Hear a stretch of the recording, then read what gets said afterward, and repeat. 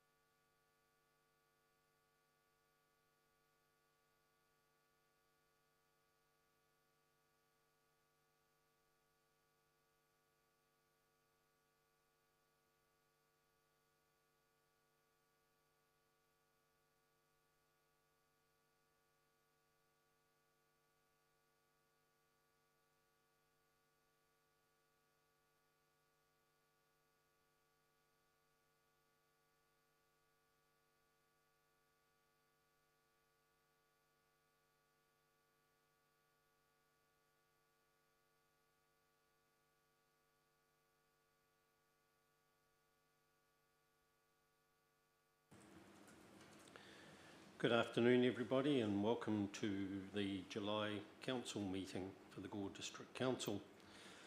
Just as we get underway today, I'd like to welcome and introduce Councillor-elect Andy Fraser, who is joining us here today to participate in the conversation if he wishes, but for members of the public, just to highlight, he doesn't have voting rights until he is sworn in. But welcome, Andy. Welcome to the team, and I'm sure you'll thoroughly enjoy some of the things that are ahead of us. So today, I'll start with the apologies. We've got apologies from Mayor Ben Bell, Councillor Richard McPhail and Councillor Glenys Dixon, and all others are present. If I can have a mover and a seconder for the apologies, please. Yeah. Ah, right. Thank you, Ben. Okay, so I've got a mover for Richard and Glenys then from Joe and from Councillor Neville Phillips. Are there any declarations of councillor conflicts of interest for today? There appear to be none. We have 2 items in the agenda today, and I'm actually going to reverse the order of them so that the key item, which is the proposed district plan, is able to be dealt with, and anyone interested in the other one, we'll deal with that first. So there's a report from myself with regard to the Future for Local Government report that appears on page 9 and 10. As councillors will be aware, the report has now been released, and at the mayoral forum there was a desire for 2 from each council to come together to prepare a reply to that for later in the year. Are there any questions that arise from what's in that report and comments? Take them both at the same time.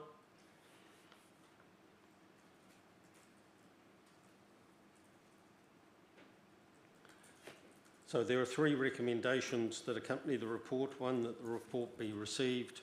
2, that the Mayor and Deputy Mayor represent the Gore District Council on the Southland Regional Working Party to consider the Future for Local Government report. And 3, that the Council delegate to the Mayor and Deputy Mayor authority to approve a submission to the Government on behalf of the 4 Southland councils. Can I have a mover for that, please? Paul? Sorry. Yes, Paul? Yes. Thank you. Does this come back to us before the submission goes away?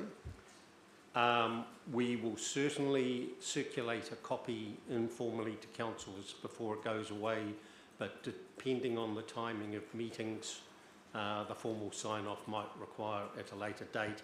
Hence the recommendation that's there to delegate lodging the submission to the Mayor and Deputy Mayor.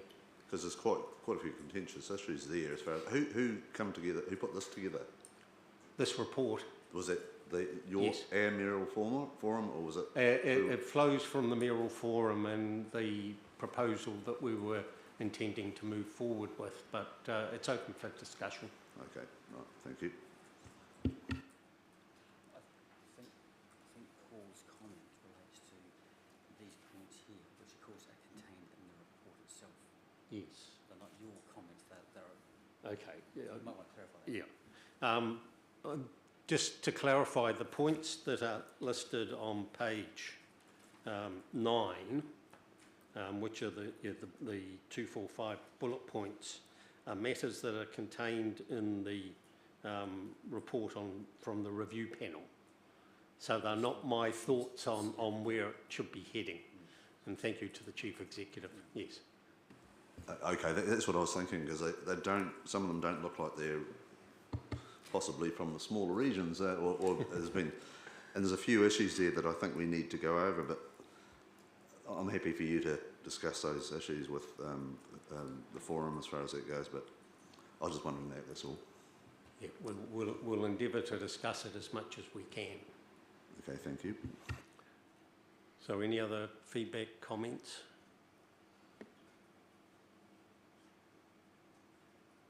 So if I can have a mover and seconder for the 3 recommendations, please. Mover comes from Bronwyn and a seconder from Stewart. All those in favour say aye. Against? Carried. Returning to item 3, which is the proposed district plan. There is a report there from the planning consultants, and I'm sure you've all read the report. I think it's most unlikely that you've read the 600 pages in full of the district plan document. One councillor and one member of the public both have their hand up. But to make it easy for the rest of us, I've asked the consultants to give us a brief presentation of the key matters that are in it, and we'll proceed from there. So to Matt and his team, we're in your hands. Thank you, Councillor Havell. We're just going to run through a quick presentation, but before I do, we'll just do some quick introductions, because this has been a real team effort, both from the property group as well as the district plan subcommittee and the Runanga as well. So I'm Matt Heel, I'm the principal planner at the property group. I've been managing the district plan review. And next to me is Mishka, On screen we've got, we had Victoria and Tina and Katrina as well, and Joe. And so we're just going to do a bit of a tag team presentation to you. Basically, we're going to provide an overview of how we got to where we are, some key changes between the current district plan and the new plan, and the next steps. So if we just go to the next slide.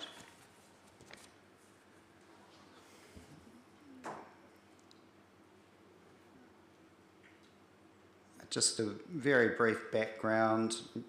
As you're probably aware, the district plan's the community's rule book that outlines what people can do as of right and what they need a resource consent for.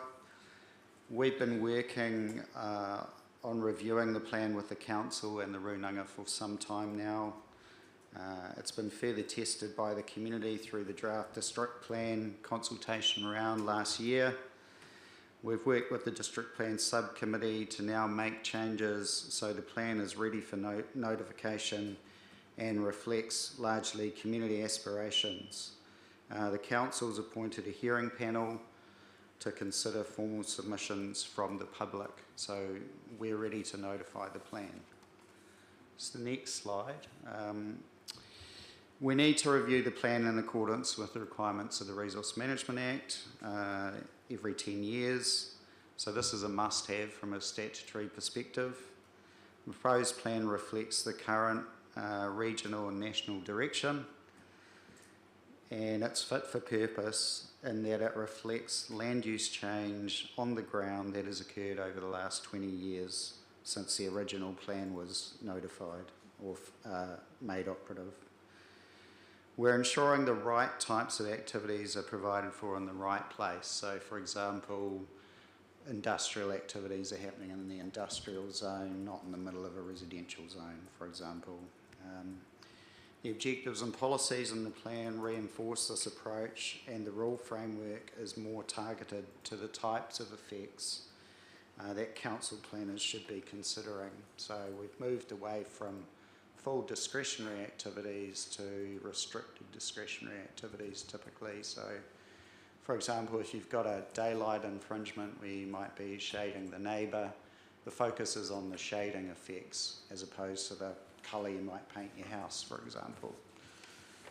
Just go to the next slide. We'll go through the key zoning changes in a bit more detail shortly. These are outlined on page 3 and 4 of the agenda. But overall, the new zones, which are required by the National Planning Standards, provide for new growth areas in terms of industrial growth and residential growth, and align with land use. Land use is occurring on the ground today, as I've noted. Just moving to the next slide. This is really about the plan structure. So the plan is in 4 key parts. The first part, the introduction on the top left, gives an introduction to the plan, but it also has key elements such as the definitions, so the plan's easy to interpret. The second part of the plan covers the district-wide chapters that address a wide range of topics, from the strategic direction to managing our key natural resources and social and physical infrastructure that the National Planning Standards require us to cover.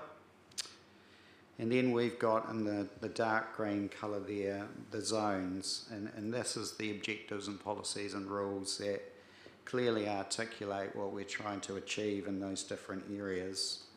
And there's a summary of those outcomes on page 3 of the agenda.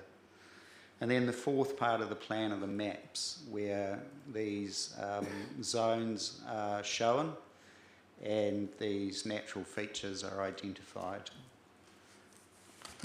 Let's hand over to Mishka. Next slide, please. Thank you. So we undertook some public engagement last year, and we got a broad range of feedback from quite a broad range of stakeholders. Most of those changes were adopted, particularly if it resulted in improved clarity or achieved regional or national direction.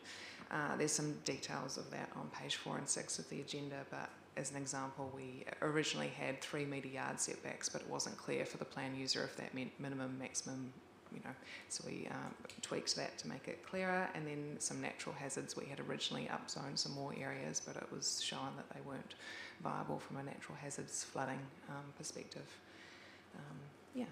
Next slide, please. Cool. This might be a little bit hard to read, but as a general sort of shows, we're trying to put the right activities in the right place. So the 4th bullet point of page 2 of the agenda kind of gives an example, but as residential activities in residential areas, industrial within industrial areas. So you can see there that residential activities in residential zones, certain commercial zones with some standards, multi-purpose zone, rural zones, etc., but discouraged in industrial zones as an example. Next slide. I think the people on Zoom are really struggling to hear. That might have since been solved, but they might not be able to actually hear this.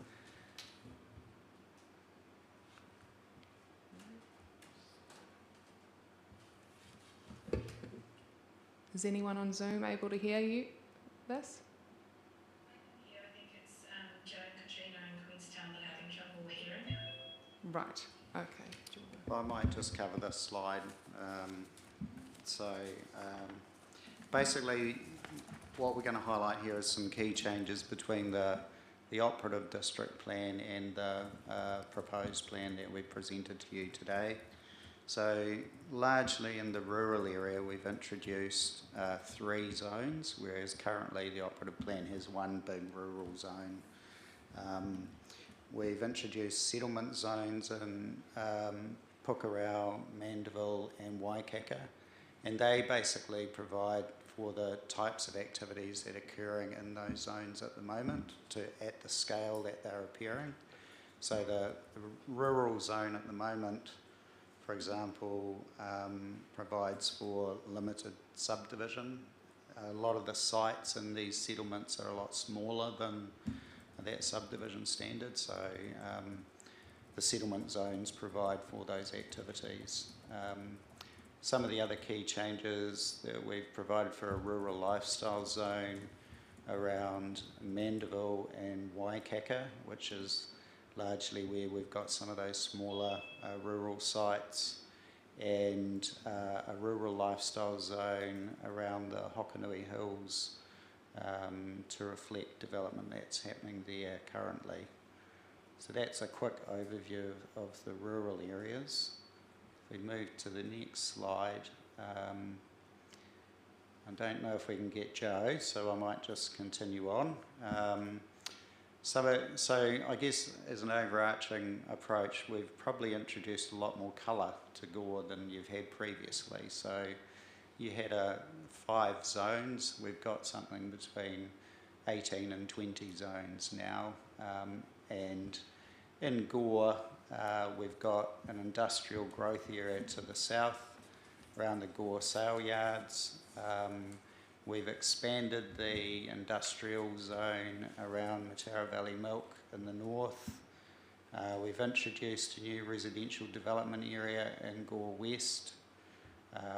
We've got a town centre zone in Gore, expanded mixed use zone around the outside of Gore, 3 residential zones that provide large lot residential around the outskirts of Gore, standard residential closer into the township, and then medium density housing. So you call like terrace housing style development in and around Gore. I think that's probably an overview for Gore. And if we move to the next slide, I think Victoria, you were going to talk about Mataura. Yes. Yes. So in Mataura, much like Gore, there's a lot more colour on the maps. Currently under the operative district plan, there's 2 zonings, industrial and residential, and the zones don't particularly reflect the actual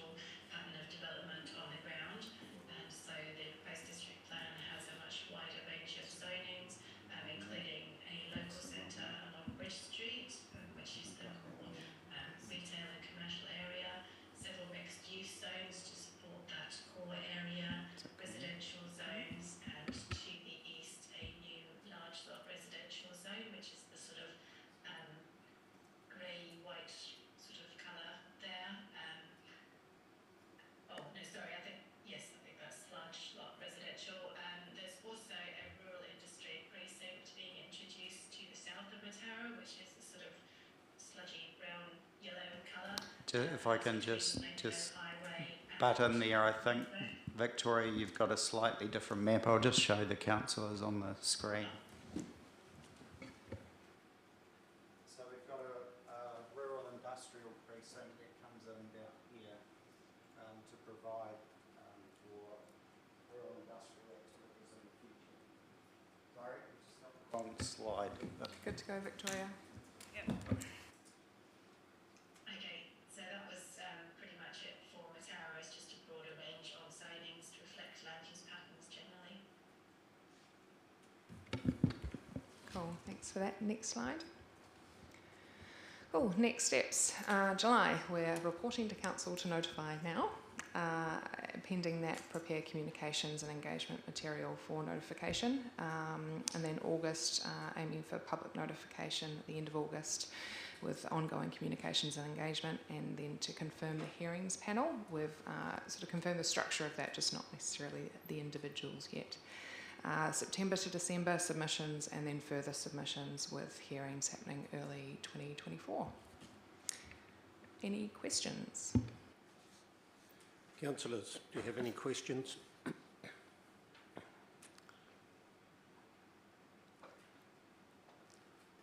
John? Just a couple. Under the designated areas, they have the schools all listed. They have still missed out Atama School. Just wondering why. And then the other question was, in the discussion in our committees, we had setbacks of it was 1 metre for the fencing and for fencing areas, and we discussed that to bring it up to 2 metres. That has not changed.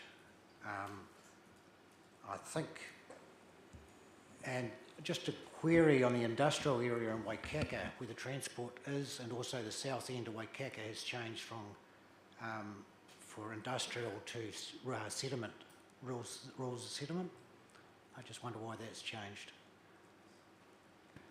So I'll answer the things I can answer, and then we'll hand over to the rest of the team. So in terms of the 1 metre setback for vegetation clearance and the significant natural areas for fencing, I thought what we discussed at the committee a couple of weeks ago was that we would retain the 1 metre setback but enable an easier consent path if you exceeded that 1 metre, and that's what is provided for in the chapter now. So if you don't meet that 1 metre clearance requirement, then it triggers up to a restricted discretionary activity as opposed to a full discretionary activity. So I'm happy to, if I've got that wrong, happy to amend that, but I thought that's what the discussion was at the last meeting. In terms of the Otama School, Tina, you might be best placed to answer that in terms of designations. I think there's a query about why it's missing from the designation list. If you can clarify that one. Yes, so we went back to the Ministry of Education after the last meeting where it was raised, and it was a mistake on their behalf, and it should be a designated area. So I will double check that it is in there. It should be. So if that clarifies for me. In the Waikaka question, maybe if we can go, Susan, if we can go backwards to the maps, that we might try and clarify the question a bit there. Yeah. So what was the question about? Just in the south end of Waikaka, if you look at that top corner map, Yeah. at the bottom end it was classed as industrial, and also there's a transport yard in the middle of Waikaka, and it's also beside the school. Should be classed as industrial too. Or no, it shouldn't be settlement, rural settlement. So are you saying at the moment it's coloured yellow and it should be pink, industrial? Victoria, or I don't know if we've got Katrina back, are you able to respond to that question? My knowledge that it has always been zoned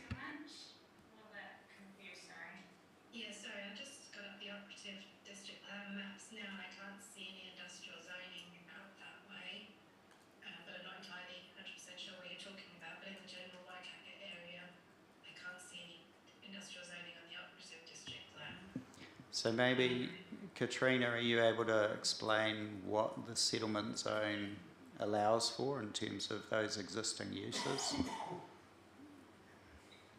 sure. We're just going on another question. I'll bring this back up and then I'll be able to respond soon.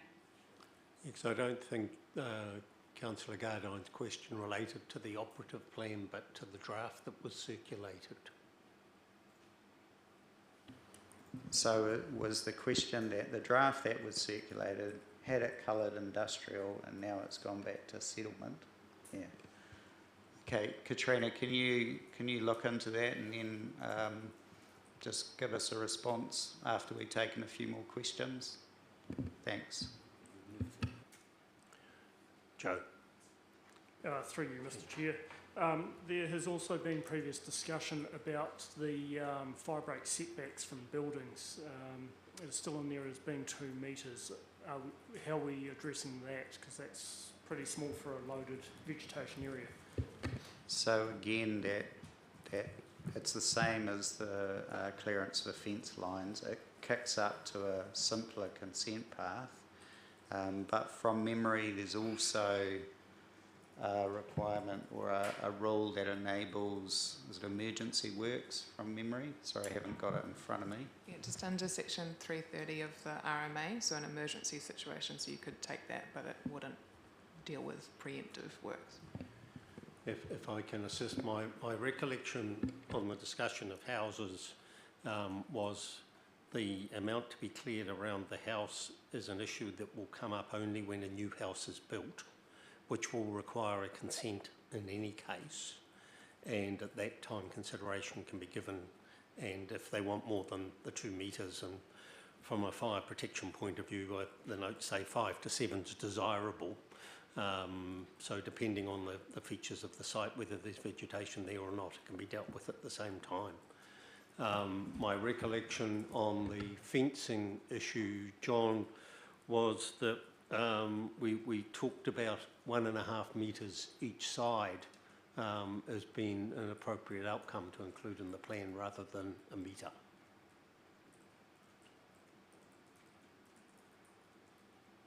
So I think what flows from that is that for the fencing rule, the 1 metre should read 1.5 each side. Sure, we can make that change. Yeah. But I guess we've also made a change that if you exceed the 1.5 metres, it's a restricted discretionary activity, and if you exceed the 2 metres for fire breaks, it's also a restricted discretionary activity, and the matters that council or the planner can consider includes things like practicalities of doing the work, and in the case of fire breaks, you know, the risk associated with not doing that. So, yeah. John? It still means to clear around an existing building more than 2 metres, you'll need a consent. That's correct, Yes. but it's a Yes. lower level consent than if you're doing it somewhere else.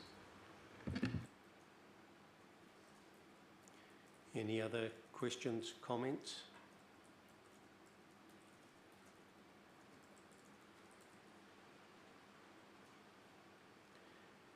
There is some...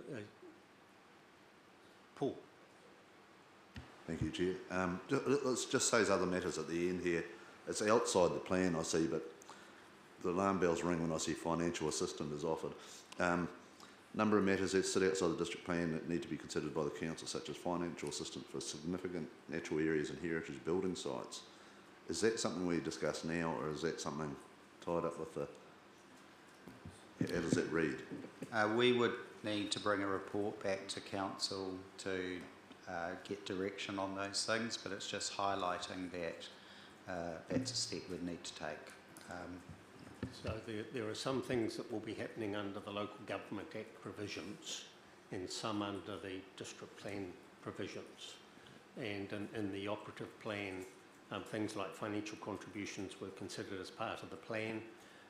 but best practice now in recognising changes coming to the resource management legislation, it's appropriate to split things like that now out of the plan. Thank you. John?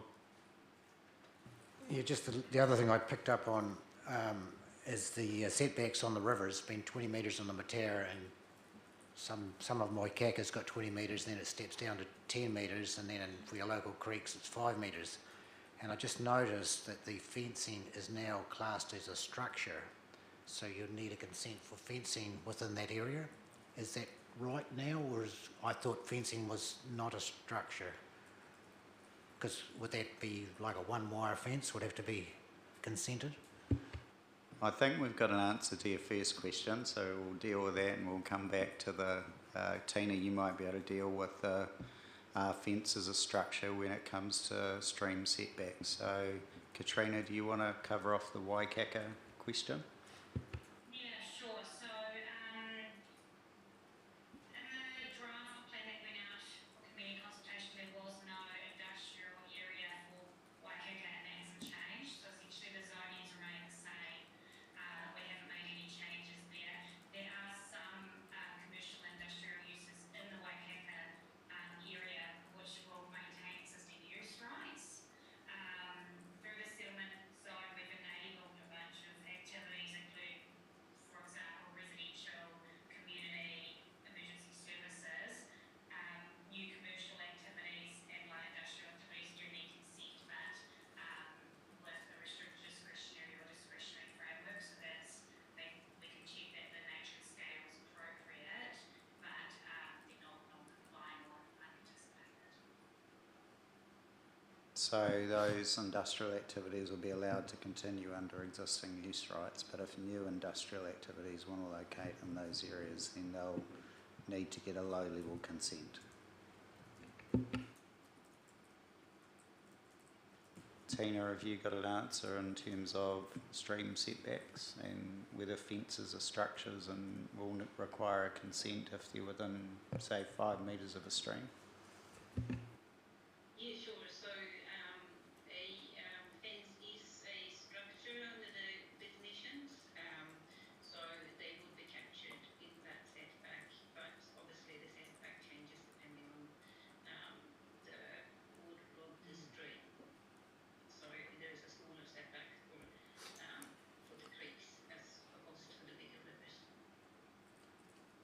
Just to add to that, Regional Environment Southland mentioned that they wanted that aspect dealt with from a national natural hazards perspective, just in terms of collecting debris near streams. So that was part of the reasoning by purposely including that in that setback.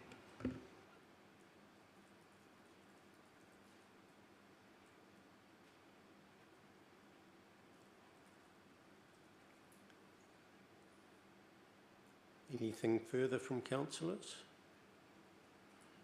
I just wanted to highlight for people who may be wondering why we have moved from a district plan that's about 150 pages to one that's 600 pages.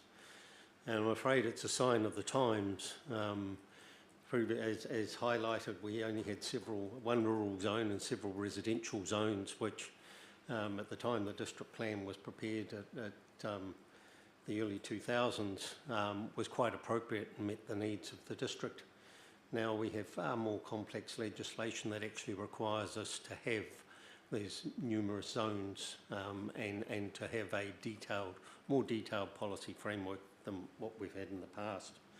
In particular, what's in the new plan is providing for meaningful growth in the small townships and attempting to be enabling appropriate growth in areas that's suitable to remove the need for people to lodge consents. For things like Camp Columba, the field day sites are now being recognised explicitly in the town to give them more certainty and enable them to plan ahead. So from that point of view, the district plan is a significant step forward in providing for the needs and ongoing development potential of the district. And I believe that the plan in its present format will provide an extremely useful tool moving forward. I welcome the public submissions that are lodged to the plan. While there has been one opportunity informally to make comment, the public submission process is a formal process that enables all interests, any person, to be involved and to contribute to finalising the document. While it has been a significant process over the last 5 years involving a number of consultants, and thank you to the team, but also many of the staff here in the building providing backup, and to the councillors who have also contributed, I'd say thank you. We, however, probably have another 15, 16 months ahead before we're able to issue the decisions on the plan. I see it as the second most important document that this council will prepare during this triennium, with the long-term plan being the most significant. And so today is really an important day in terms of what we as elected officials are providing for the wider community to move forward in a beneficial way. We have 3 recommendations that are on the table. Firstly, and I think we can deal with them together, that the report and supporting information be received, that the district plan is accepted for public notification, and that the review and authorisation of minor corrections to the proposed district plan be delegated to the chair of the district plan subcommittee. Do I have a mover of those motions, please? Well, one more question. Yes, Stuart. Just to Matt, are those setbacks, are they legal setbacks, or are we just making those 20 metres, 10 and 5, are they in legislation somewhere, or are they just made up?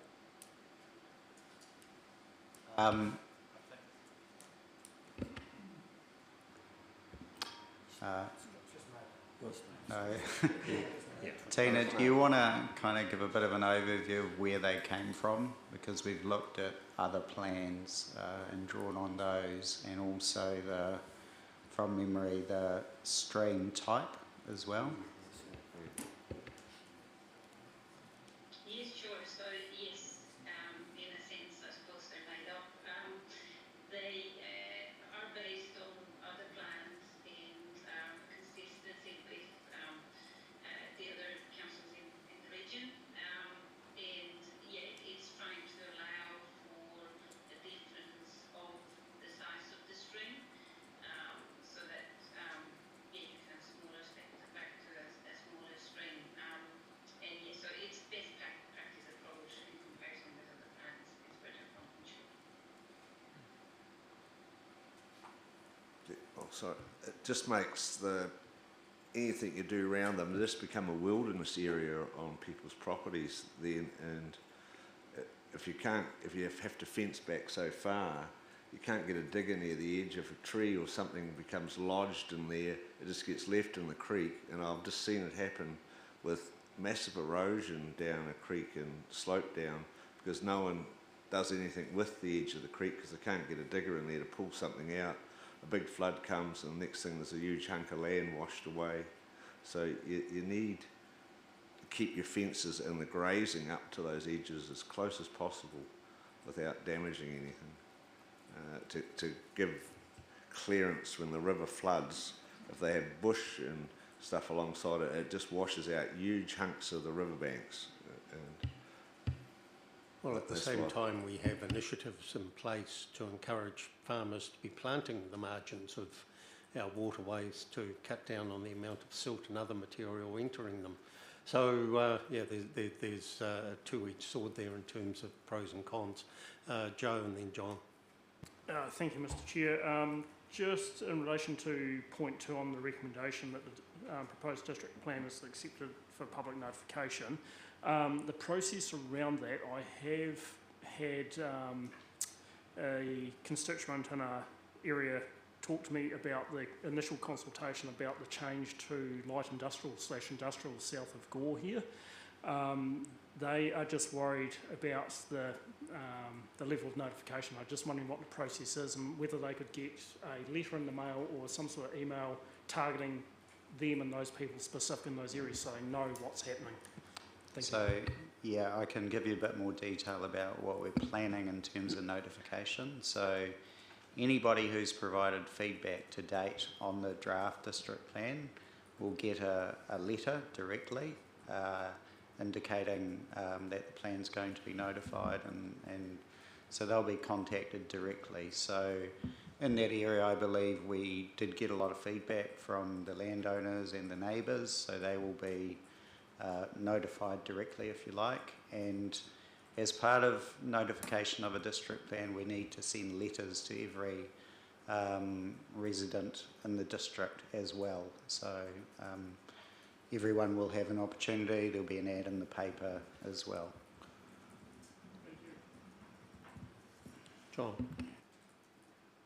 I was just going to comment on Stuart's comment again that in the last plan many years ago, I was in Frere Road Farmers and I fought vividly for a lesser setback than what they had, and we had it for many years and we had no trouble, and now we're back to square one. I'll take that as a comment.